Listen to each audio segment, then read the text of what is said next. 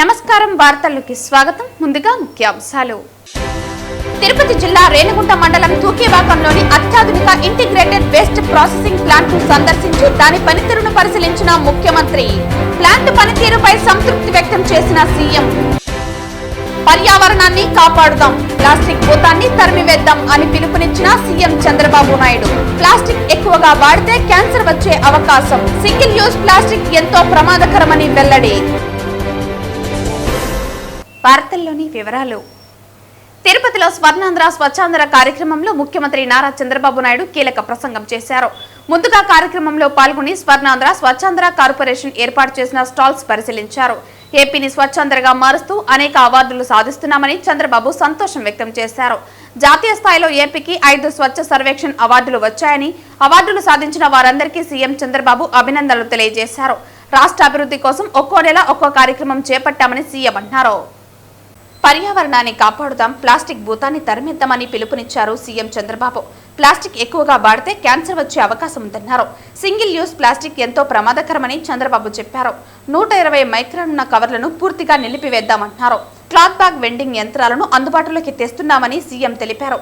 ప్రపంచంలో ఏ వస్తువు నిరుపయోగం కాదని, నిరుపయోగంగా ఉన్న వస్తువు నుంచి సంపద సృష్టించవచ్చునని తెలిపారు. ప్రగతి పథంలో ముందుకు వెళ్తున్న మన రాష్ట్రానికి ఇప్పుడు నేర, హత్య రాజకీయాలు చేసేవాళ్లు అవసరమా అని సీఎం ప్రశ్నించారు. ఏపీలో పేరుకుపోయిన చెత్తను అక్టోబర్లోగా శుభ్రం చేస్తామని చంద్రబాబు తెలిపారు. ఏపీ స్వర్ణాంధ్రప్రదేశ్గా మారాలంటే స్వచ్ఛాంధ్రప్రదేశ్గా మార్చాల్సిన అవసరం ఉందన్నారు. ఏపీ బాగుండాలంటే అందరూ స్వచ్ఛత పాటించాలని, ఆగస్టు నెలలోగా సచివాలయంలో ప్లాస్టిక్ పూర్తిగా నిషేధమని చంద్రబాబు తెలిపారు. డిసెంబర్లోగా ప్రభుత్వ ఆఫీసుల్లోనూ ప్లాస్టిక్ నిషేధం జరుగుతుందని పేర్కొన్నారు. అమరావతిలో క్వాంటమ్ వ్యాలీ నిర్మించి ఏఐని అభివృద్ధి చేస్తామని, క్వాంటమ్ వ్యాలీకి చిరునామాగా అమరావతి మారుతుందని చంద్రబాబు అన్నారు. ఒకప్పుడు ఐటీకి ప్రాధాన్యం, ఇప్పుడు క్వాంటమ్ వ్యాలీకి ప్రాధాన్యత ఉందని చంద్రబాబు అన్నారు. వాట్సాప్ గవర్నెన్స్ తీసుకొచ్చి ప్రభుత్వ సేవలను సులభతరం చేశామని తెలిపారు. వాట్సాప్ గవర్నెన్స్ ద్వారా 700 సర్వీసులు అందుబాటులో ఉన్నాయని పేర్కొన్నారు. మామిడి రైతులకు టన్నుకు 12,000 ఇచ్చి ఆదుకుంటే రోడ్డుపై మామిడికాయలు పారబోసి వైఎస్ జగన్మోహన్ రెడ్డి పులివెందుల రాజకీయం చేశారని సీఎం చంద్రబాబు విమర్శించారు. ఈరోజు స్వచ్ఛ ఆంధ్రప్రదేశ్ కోసం తిరుపతికి వచ్చినప్పుడు ఈరోజు మీ అందరి ఉత్సాహం చూస్తూ ఉంటే నాకు చాలా ధైర్యం వస్తూ ఉంది. బ్రహ్మాండంగా ముందుకు పోతామనే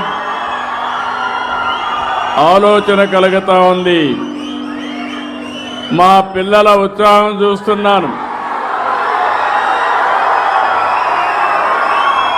వాళ్ళ కేరింతలు చూస్తూ ఉంటే నాకు చిన్నప్పుడు నేను కూడా అదే మారిగా ఎగిరేవాడిని. అది ఆలోచించినప్పుడు నాలో కూడా ఉత్సాహం పెరుగుతూ ఉంది.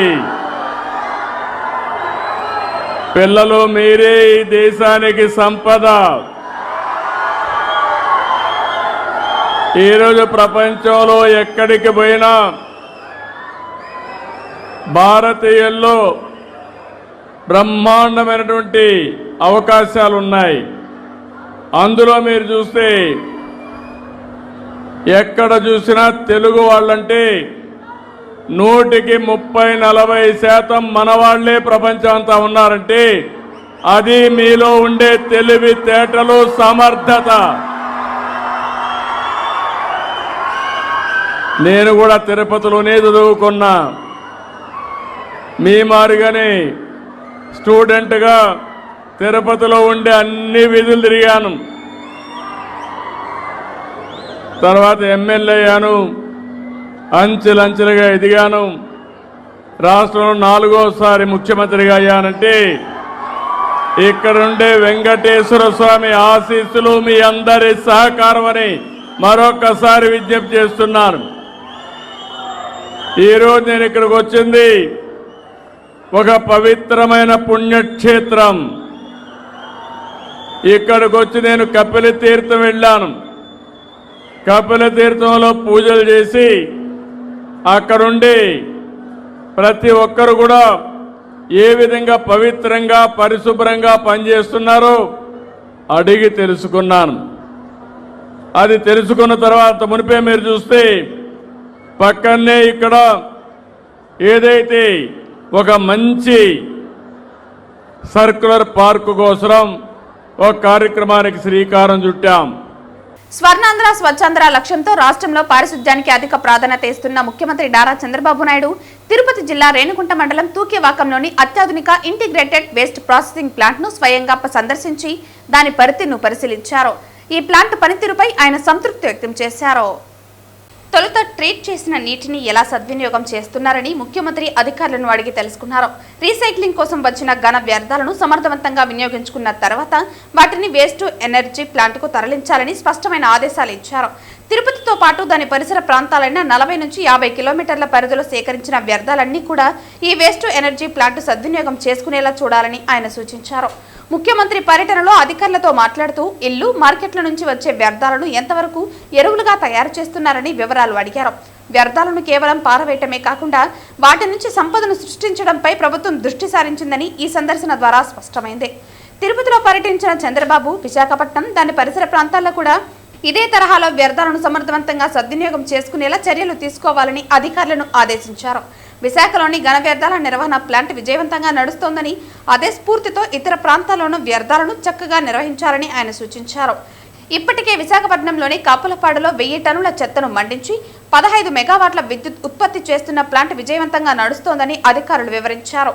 రాష్ట్రంలో ప్రతిరోజు సుమారు 6500 టన్నుల ఘన వ్యర్థాలు ఉత్పత్తి అవుతున్నాయని, వీటి సమగ్ర నిర్వహణకు ప్రభుత్వం ప్రణాళికలు రూపొందిస్తోందని పురపాలక శాఖ మంత్రి నారాయణ ఇటీవలే ప్రకటించారు. ఈ ప్లాంట్ల ద్వారా రాష్ట్రంలో సర్క్యులేట్ ఎకానమీ విప్లవాన్ని తీసుకురావాలని ప్రభుత్వం లక్ష్యంగా పెట్టుకుంది. రాబోయే 2 నెలల్లో వ్యర్థాల నిర్వహణకు సంబంధించిన తుది పాలసీని సిద్ధం చేయాలని సీఎం ఆదేశించారు. వ్యర్థాల నిర్వహణలో దేశానికి రోల్ మోడల్ గా ఆంధ్రప్రదేశ్ నిలవాలని ముఖ్యమంత్రి చంద్రబాబు తన ఆకాంక్షను పునరుద్ఘాటించారు. ఈ దిశగా అధికారులు పగడ్బందీ చర్యలు చేపట్టాలని ఆయన కోరారు.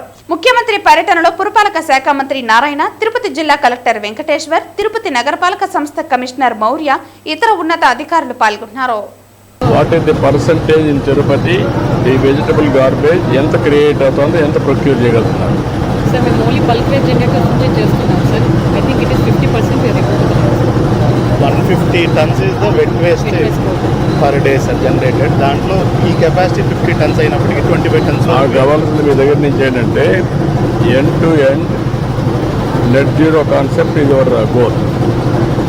అది వచ్చినప్పుడు ఇక్కడికి 100% హ్యాస్ టు బి కలెక్టెడ్. 100%లో వచ్చినప్పుడు ఒకవేళ కానీ ఇండ్ల దగ్గరనే ఉంటే how to dispose, convert into compost, వాళ్ళ రూఫ్ గార్డెన్కి అవన్నీ. That is one concept. Remaining will come here. Markets, hotels ఏదైతే ఉంటాయో అవి వీడికి వస్తుంది. అది ఒకటి కన్వర్ట్ చేయడం. గార్బేజ్ నుంచి ఎనర్జీకి వెళ్ళిపోవడం. రీసైక్లింగ్ నుంచి ఈ పార్కులోనే పెట్టుకొని రీసైక్లింగ్లో మొత్తం ఇంకా మిగిలిన యూనిట్ తెప్పించి నియర్ బై వస్తే ఇండస్ట్రీస్కి మనం ల్యాండ్ అలాట్ చేసి అది కూడా కంప్లీట్ చేయాలి. End to end this will be model park we can create. ఈ 290-300 acres you can work it out. That is better. ప్రతి శనివారం ఉదయం తిరుపతి పురవీధులు గోవింద నామాలతో మారుమోగుతున్నాయి. శ్రీ వెంకటేశ్వర స్వామి కొలువైన తిరుపతి క్షేత్రంలో అడుగడుగున భక్తి భావం పెంపొందించాలన్న సంకల్పంతో స్థానిక భజన మండలి కళాకారులు శ్రీవారికి ఎంతో ఇష్టమైన శనివారం రోజున నగర సంకీర్తన చేస్తున్నారు. 100 మందికి పైగా భజన మండలి కళాకారులు ప్రతి శనివారం ఉదయం 5 గంటలకి సాంప్రదాయ వస్త్రాలతో నుదుటిపైన గోవింద నామాలతో స్థానిక గోవిందరాజస్వామి ఆలయం వద్దకు చేరుకుంటున్నారు. అక్కడి నుంచి మేళ తాళాలు, మంగళ వాయిద్యాల నడుమ తిరువీధులలో నగర సంకీర్తన చేస్తూ నగరంలో ఆధ్యాత్మిక శోభను తీసుకువస్తున్నారు. నగర సంకీర్తన అనంతరం భక్తులకు అన్నప్రసాదాలు పంపిణీ చేశారు. ఈ కార్యక్రమంలో నగర సంకీర్తన మండలి సభ్యులు గుండాల గోపీనాథ్, వాసుదేవరెడ్డి, రాజశేఖర్ రెడ్డి, మేకల గంగయ్య, నరసింహారెడ్డి, కృష్ణమూర్తి రెడ్డి, కొండే చెంగారెడ్డి, మునినాథారెడ్డి తదితరులు పాల్గొన్నారు. ఓం నమో వెంకటేశాయ. తిరుపతి పుణ్యక్షేత్రం శ్రీ వెంకటేశ్వర పాదాల చెంత వెలసినటువంటి తిరుపతి పుణ్యక్షేత్రంలో శ్రీ గోవిందరాజస్వామి తిరుమాడా వీధుల్లో మన హిందూ సాంప్రదాయ ప్రకారంగా, సనాతన ధర్మంగా మన భక్తులు, లోకల్ కళాకారులు, పరిసర ప్రాంత ప్రజలు ముఖ్యంగా అందరూ విచ్చేసి హరినామ సంకీర్తనం చేయడం ఎంతో పుణ్యదాయకం. ఎందుకంటే ఇది మానవుని యొక్క మనుగడకు, వారి యొక్క మానసిక రుగ్మతలకు ఎన్నెన్నో బాధలను తొలగించి మానసిక ఉల్లాసానికి తోడ్పడుతుంది. కాబట్టి హరినామ సంకీర్తనం చేయడం వల్ల మన పాపపుణ్యాలన్నీ హరించుకుంటాయి. ముఖ్యంగా మన తిరుపతి ప్రజలు మనం తిరుపతిలో పుట్టడం పూర్వజన్మ సుకృతం కావున ప్రతి ఒక్కరూ శనివారం ఉదయం 4:30 గంటల నుంచి 7 గంటల వరకు తిరుమాడా వీధుల్లో జరుగు శ్రీ గోవిందరాజస్వామి తిరుమాడా వీధుల్లో జరుగు ఈ హరినామ సంకీర్తనానికి అందరూ విచ్చేసి విశేషంగా పాల్గొని మీ యొక్క భక్తి శ్రద్ధలను సాడవాలని కోరుకుంటూ ఆ తిరుమల వెంకటేశ్వర స్వామి కృపా కటాక్షాలు అందరికీ కలగాలని ఆయురారోగ్యాలు ఉండాలని కోరుకుంటూ వెంకటేశయ్య మార్నింగ్ ఇక్కడ 5:30కి నగర సంకీర్తన జరుగుతుంది. నేను లాస్ట్ 3 మంత్స్ నుంచి వస్తున్నాను. చాలా పీస్ఫుల్గా ఉంది. మార్నింగ్ 5:30 to 6:30 నగర సంకీర్తన చేస్తారు. కోలాటాలు అలాగే డ్యాన్స్ కూడా చేస్తారు. చాలా పీస్ఫుల్గా ఉంది. లాస్ట్ 3 మంత్స్ నుంచి కూడా ఆఫీస్లో ఏం టెన్షన్స్ లేకుండా చాలా పీస్ఫుల్గా ఉన్నాను. అలాగే యూత్ కూడా రావాలని కోరుకుంటున్నాను. ఇప్పుడే చాలా మంది యూత్ వచ్చాము మేము. ఇంకా మీరు కూడా రావాలని కోరుకుంటున్నాను. తిరుపతి ప్రజలు అందరూ ఓం నమో వెంకటేశ్వర. పొంగనూరు పలమనేరు రోడ్డులోని కుమ్మరనత్తం గ్రామ పంచాయతీ పరిధిలో ఉన్న ఐటీఐ కాలేజ్ వద్ద గల హంద్రీనివా కాలువ దురాక్రమణకు గురవుతున్న ప్రచారంపై భూమి యాజమాని నేడు రెవెన్యూ సర్వే అధికారులతో తహసీల్దార్ను సర్వే చేయించాలని కోరారు. శుక్రవారం రెవెన్యూ అధికారులు సర్వే అధికారుల సమక్షంలో ఎవరు అయితే గత 2 రోజుల క్రితం హంద్రీనివా కాలువ భూ ఆక్రమణకు గురైందని సోషల్ మీడియా పత్రికల ద్వారా తెలియజేసిన బీజేపీ నాయకులు, గ్రామ సర్పంచ్ మరియు గ్రామ పెద్దలు, రైతుల ఆధ్వర్యంలో పూర్తిగా సర్వే నిర్వహించగా సర్వే నంబర్ 316 పైకి 5.5 ఎకరాల భూమి హంద్రీనివా కాలువకు వదిలి ఉందని, ఈ సర్వేలో కొలిచిన కొలతలు సరైనవని రెవెన్యూ మరియు సర్వే అధికారులు అందరికీ కొలిచి చూపించారు. కావున ప్రజలు దయచేసి తమపై హంద్రీనివా కాలువ ఆక్రమణ వంటి బూటకపు అసత్య ప్రచారాన్ని నమ్మవద్దని ప్రజలకు మరియు పత్రికల వారికి ఈ విషయాన్ని తెలియజేస్తున్నామన్నారు. 2 రోజుల క్రితం మా ఒక ప్రాపర్టీలో ఇలా అలిగేషన్ చేశారు, రాంగ్ అలిగేషన్. దాని ప్రకారం మేము గవర్నమెంట్ అధికారులను పిలిపించి సర్వే చేయించి గవర్నమెంట్ ప్రకారమే సర్వే ప్రకారము మాకు ఎంత ఉందో మేము దాన్ని బట్టి చేస్తున్నాము. దీంతో ఏ రాంగ్ ఎలిగేషన్స్ కానీ ఏది జరగలేదు. సర్వే నెంబర్ 316లో ఆర్ఐ సార్ వచ్చి కరెక్ట్గా సర్వే చేసి మా ల్యాండ్ ఎంత ఉందో మేము దాంతోనే మాకు వర్క్ చేస్తున్నాం. మేము ఎటువంటి రాంగ్ ఎక్స్ట్రా ఏం జరగలేదు. ఇక్కడ మేము ఏది ఆక్రమించుకోలేదు, వేరే వాళ్ళు మనంతా ఏం ఆక్రమించుకోలేదు. కరెక్ట్గా సర్వే చేసి రిపోర్ట్ ప్రకారం మా పని చేసుకుంటున్నాము. ఏదైతే మా ప్రాపర్టీలో రాంగ్ ఎలిగేషన్ జరిగిందో ఎవరు నమ్మకండి. అది 316 సర్వే నెంబర్లో అలిగేషన్ జరిగింది.